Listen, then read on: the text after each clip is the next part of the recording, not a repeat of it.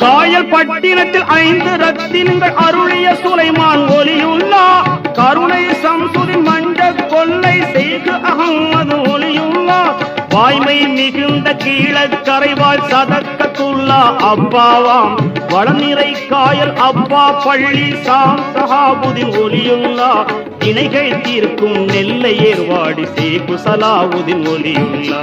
தமிழகத்து தர்காக்களை பார்த்து வருவோம், தூய வழி காட்ட சொல்லி கேட்டு வருவோம்.